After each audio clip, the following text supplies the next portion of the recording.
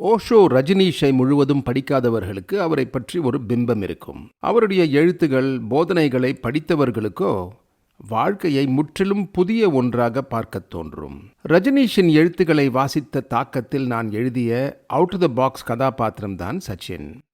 ஒரு சிறந்த மாறுபட்ட கதாபாத்திரம் கிடைத்துவிட்டால் அதுவே தன் கதையை எழுதிக் கொள்ளும். சமூகத்தோடு இயைந்து செல்ல முடியாத சச்சின் போன்ற ஒருவன் சமூகம் என்ன சொல்லும் என்பதற்காகவெல்லாம் கவலைப்பட்டு கொண்டிருக்காமல் வெளிப்படையாக தன்னுடைய இயல்பான நகைச்சுவை உணர்வை கட்டுப்படுத்தி வைக்காமல் வாழ விரும்புகிறவன். ஒளிவு மறைவு இல்லாத அவனை போன்ற ஒருவன் ஷாலினி போன்ற ஒரு பெண்ணை பார்த்தால் எப்படி ப்ரொபோஸ் பண்ணுவான், ஒரு காதல் தோல்வியை எப்படி ரிசீவ் பண்ணுவான் என்பதுதான் சச்சின் என்கிற இளைஞனுடைய கதை.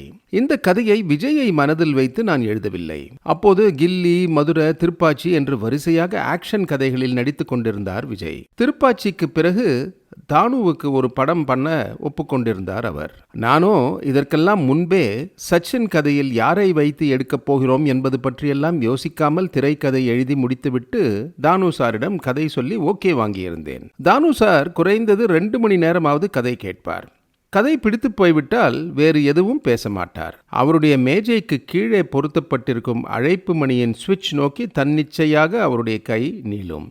அங்கே அவர் சுவிட்சை அழுத்தினால் அவரது அலுவலகத்தின் காசாளர் அறையில் அவரது மேசையில் இருக்கும் மணி ஒலிக்கும். உடனே காசாளர் அட்வான்ஸ் நிரப்பப்பட்ட காசோலையை எடுத்துக்கொண்டு வந்து கொடுத்துவிட்டு போவார். அப்படித்தான் எனக்கும் முன்பண காசோலை கொடுத்து, கொஞ்சம் வெயிட் பண்ணுமா, இந்த கதையை நாம் பண்ணுறோம், ஆர்டிஸ்ட் யார் என்கிறதெல்லாம் அதுவாக டிசைட் ஆகும், இந்த கதை தனக்கான ஆர்டிஸ்டை அதுவே தேடி கண்டுபிடிச்சிடும் என சொல்லி அப்போது அனுப்பிவிட்டார்.